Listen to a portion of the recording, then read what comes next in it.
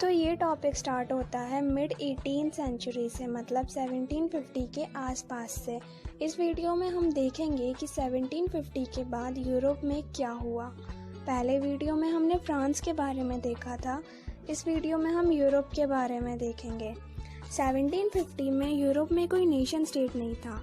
Nation state मतलब एक country या स्टेट जहाँ पर मेजॉरिटी ऑफ पीपल की एक common language, common culture, common tradition और कॉमन हिस्ट्री होती है। तो अब ये बताओ कि यूरोप नेशन स्टेट क्यों नहीं था। तो रीज़न ये है कि वहाँ पर बहुत ज़्यादा डाइवर्सिटी थी। एक ही प्लेस पे 3-4 अलग अलग लैंग्वेज बोलने वाले लोग एक साथ रहते थे। लेकिन नेशन स्टेट का आइडिया आया कहाँ से? उस टाइम पर यूरोप की सोसाइटीज़ 3 डिवीजन्स में बटी हुई थी। पहला डिवीज़न था एरिस्टोक्रेसी। एरिस्टोक्रेसी मतलब अपर क्लास पीपल। ये लोग लैंड ओनिंग पीपल थे, मतलब जितनी भी ज़मीन थी वो इन्हीं के पास थी। ये लोग फ्रेंच बोलते थे क्योंकि फ्रेंच को रईसों की लैंग्वेज माना जाता था।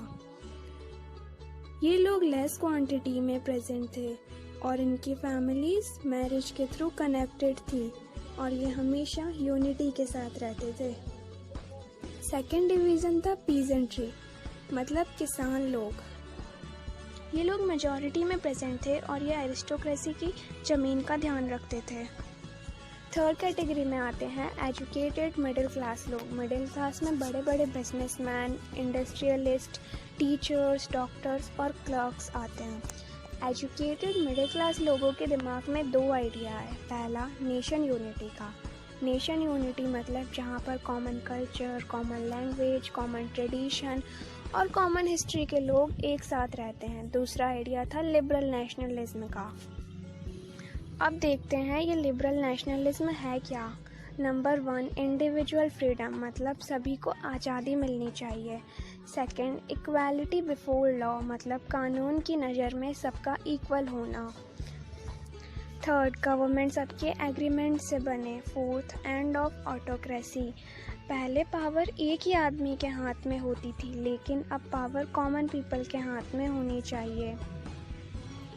ये लोग चाहते थे कि एक कॉन्स्टिट्यूशन हो और रिप्रेजेंटेटिव गवर्नमेंट हो, जो जैसे कि इंडिया में है।